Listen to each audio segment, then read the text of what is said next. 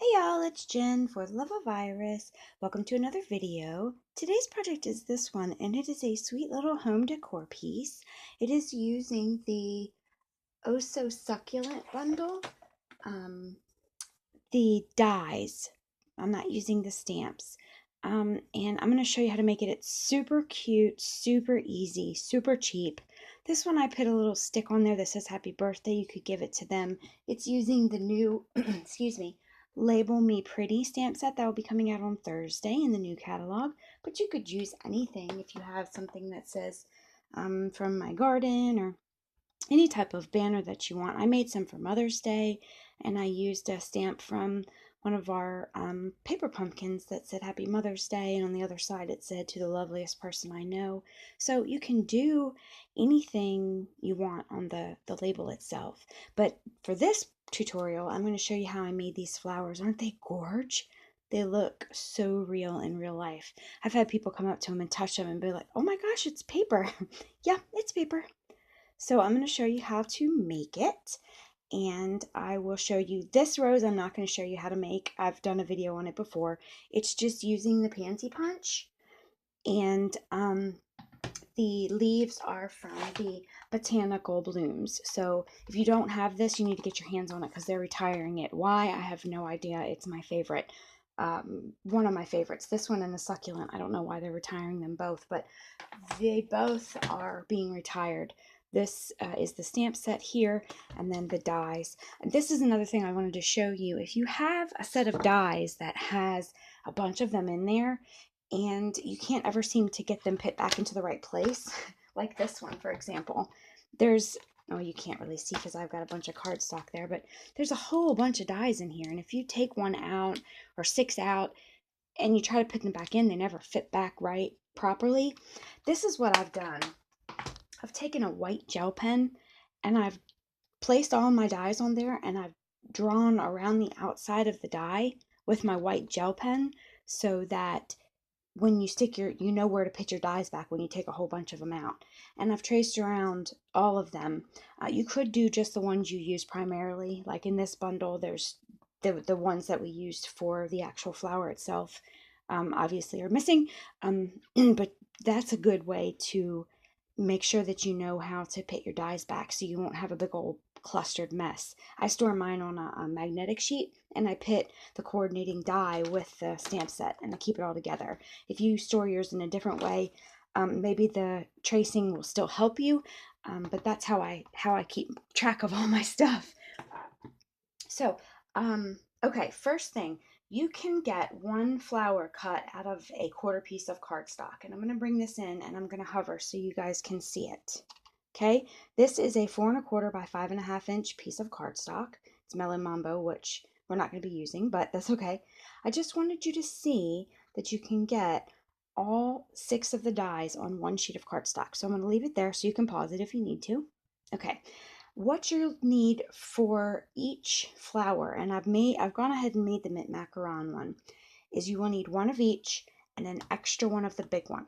So you're going to need 2 of the big ones and then 1 each of the others. Okay, so cut all of those out, and I've done that in Old Olive already to save us some time. So I've got the baby one, the middle one, and the third one of just the straight guys. And then the roundy ones, I've got 1, 2, 3, and then another big one. So that's what you should have to start with, okay? 7 pieces, all right? So what you're going to do is you're going to, and I'm going to show you just a couple, and then I'm going to pause the video and I'm going to do the rest so you don't have to sit here and watch me do it. You're going to take your bone folder and flip the cardstock over, because you know they have the nice folded side here, and then the back side is just not quite as finished, I guess. Flip the cardstock over, take your bone folder, and just kind of bend the petals forward, okay? You don't need to do it very much. It doesn't have to be perfect, just kind of get that kind of shape. See how this one's way much more curled than the rest? That's okay, we don't care. So, just take your bone folder, flip it over. These bigger ones you can be a little more aggressive with. These smaller ones here, you have to be very, very careful. So what I do is I bend it or turn it over, and I barely just kind of turn it. I'm not putting any pressure on it. I'm just leaving my thumb on the bone folder and kind of just moving it forward. Don't pull it. Don't be aggressive with it because you will tear these petals in a heartbeat. Okay, so there we go. See, so now he's got a little bit of round to him. Can you see that on this? Oh well, and now he's gone. He went over there. Okay, these bigger ones, the roundy ones, I call them the roundy ones, you can be pretty aggressive with them. They're not going to tear. As long as you hold the base of the petal with your one hand and pull with the other, you're not going to tear them.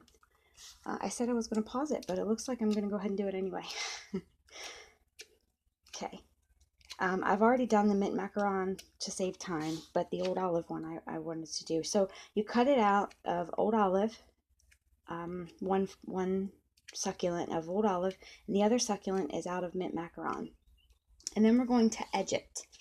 The old olive we are going to edge with rich raspberry. Now when I made this, the new catalog and new colors were not out yet, but I think that fresh fig would actually be better. So if you can get your hands on a fresh fig ink pad, you know what? I think I'm going to do it. I'm going to try it in fresh fig since I've got it. I mean, why not, right? This, and we'll compare them. Because this one was done in rich raspberry. This one here was done in rich raspberry and old olive. And I'm going to do one in fresh fig and we'll compare it and see which one we like better. So basically all you want to do is get you a scrap piece of paper and take your petals. I call them petals. I can't know what they're called, what you call them when they're in this state, but and a sponge dauber, and your ink pad. Ink up your sponge dauber really well, okay? And then you're just going to paint on your color. Now, the heavier you paint, the darker the petals. They don't have to be all the same because nothing in nature is all the same. So do one, set it aside. And it almost creates like a brown color to it when you paint on like a purple over this green. And that's the look we're going for. You don't need to do it all, just to the base of the circle because it's going to be covered up. So let me go ahead and quickly do the rest of these. And the very first one I made was with not rich raspberry. What was it? The one that was retired, the purple. Shoot, I can't even remember what it was called now. The Blackberry Bliss. And it was divine, but since it's retired, I didn't want to show it to you because you can't get your hands on it. So I used the rich raspberry, and it's very similar, very, very close. So I thought, well, that works great. So now that we've got fresh fig, it's a little bit closer to the Blackberry Bliss. And as far as tone goes, it's a little darker than rich raspberry was, or is. So what the heck, we'll try it and see what we think. It may be too dark, I don't know, we'll see.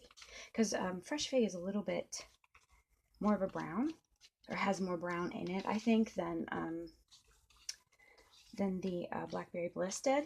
But for this project, I don't know that it'll make much of a difference. Okay, now the very baby one, you want to do the entire thing because it's going to be the one that sits on the very front.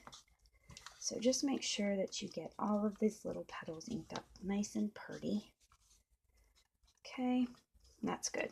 All right, so now I will show you how to assemble it in the way that I did it.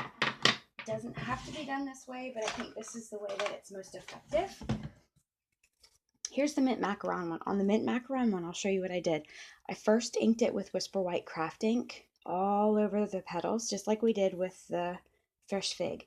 And then I took my crumb cake and just did the outside edges, okay, of the petals. So the first three, which is the two big ones and the second biggest roundy ones, we're going to just adhere with glue dots, just plain old glue dots, okay? So I put, I think, 2 glue dots.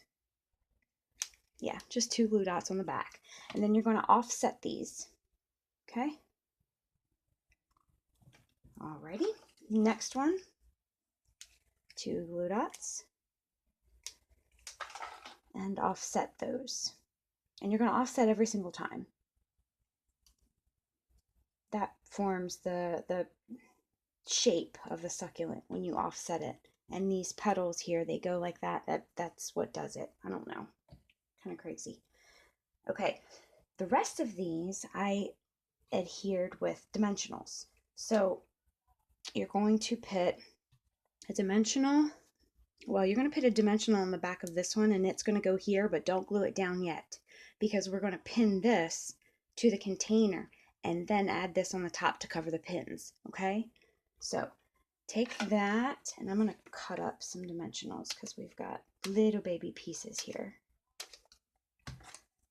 So I'm just using my dimensional crust, and I cut one in half. And you don't have to worry too much if it shows. Oh, that one doesn't, but if they show a little bit, the dimensional, because it's going to be covered up when you offset the next one. So there's one. And then here's one. And then here's one. And this top one I'm not really worried about either, because I'm going to put an enamel shape in there. So that will cover up any dimensional that shows on that one. So again, we're just offsetting this, trying to keep it in the center as best we can. And then in the center there. Okay, and then this will stack in here and build our succulent. Same thing with this one. Okay, so now we've got our succulents built. I already have a flower built. Okay, so let me show you what you need for the container itself. I have got just these little things from Michael's or terracotta pots from anywhere. You can get them, big box stores, online, whatever. And I've filled it with some craft foam. It doesn't have to be filled all the way. As you can see, it's not completely filled. And then you're going to need some moss. Now I got Spanish moss. You can use any kind of moss you want. This is a huge bag. But just tear yourself a handful. This is more than enough. And this is way more than enough. Okay, half a handful. And you're going to start kind of shoving it down in the centers here in the holes, like this. And just kind of pick up the little stray guys and stick them in there, maybe. If you have any really loose ones, you can use your hot glue gun and glue them down, but for me, that's going to be good enough. Okay, now let me get all this stuff cleared off here because I'm going to make a big old mess. Okay. Now, you're going to need some straight pins. Any straight pins will do. They don't have to be super long. I think I used 2 in each succulent. But you're going to position one kind of on the side here, on the angle here, and just press it down in there. If you need a thimble or something tough, I use my fingernail. Okay, and there's one. And then here's the other.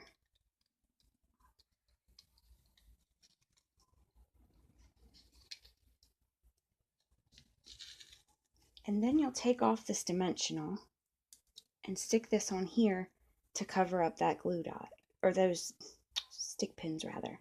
Make sure it's offset and as central as possible. And again, don't worry about that. I know you can see that dimensional, but we're going to stick enamel dots in there and it'll cover it up. Or you can go back in with your ink pad if it really bothers you a super whole bunch. Okay, then you're going to take this one on the other side and pin it down.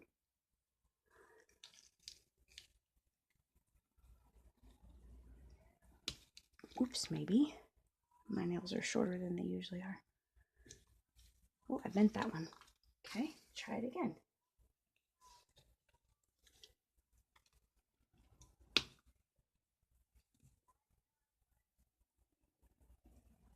Probably should have a thimble, huh? I'll work with what I've got. Okay, there's one, and one more.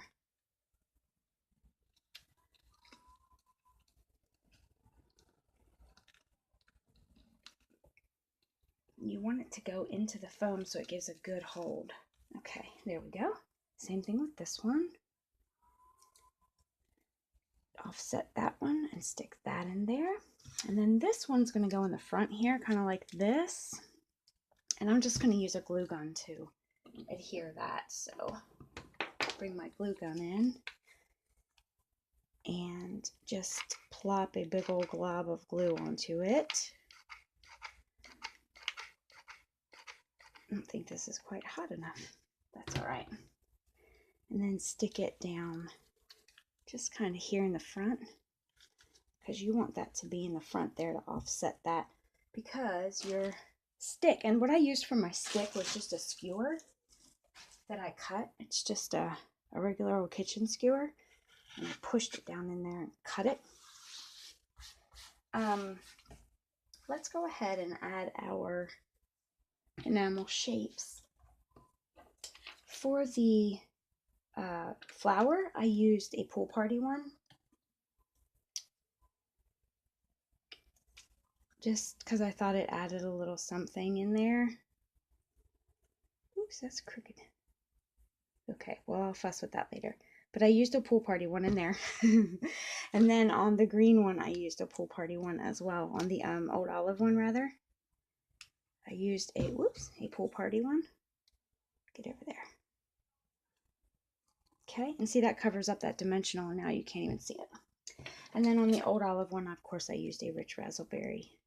I don't have any fresh fig, but I think the rich raspberry will be just fine, because that's what I used. The paper for this was rich raspberry and old olive on the flowers. Okay, so last thing we need to do is create our little tag. And again, I'm using the Label Me Pretty stamp set, and I'm just going to continue with the happy birthday, and let's use fresh fig. If I can find it. I've lost it already. What did I do with it? You probably can see it and you're laughing at me. What did I do with it? Seriously? How did I lose an entire ink pad in just like 2 seconds? Oh, here it is. Good night, nurse. Okay. So you can stamp one, or you can stamp two. It's entirely up to whatever you like. I'm going to go ahead and stamp 2 of them. Maybe I'll fit them both. I think I should. Okay. And then this Punch's Gorge. It replaced the, whatever that other label punch was. And I actually like this better. I was mad when they retired that punch. I get so mad when they retire stuff, and then they bring out the new stuff that replaced it, and I'm like, oh, I like that so much better. I'm so glad you retired that. I'm such a nerd. Okay, and then what you'll do is put some fast fuse on, on both sides of the little label here, because you're going to pinch it together here. You're going to pinch it together around the stick so that it can be easily removed and changed for if you want to have like one that says Happy Easter, one that says Happy Mother's Day. So if you just pinch it like that, can you see that? Then you can take it off, but it's tight enough to where it's going to stay where it is. Okay, so there is your sweet succulent project. Let's take a look at these 2 flowers. They're almost identical, aren't they? I'm not sure that there's a difference, so whichever one you like better, go for it. In real life, it looks a little bit different on camera, but in real life, they are almost identical. Like, I could not tell you which one was which just by looking at them, but there's your sweet succulent project. Hope you like it, and I hope you have a fabulous day. Bye.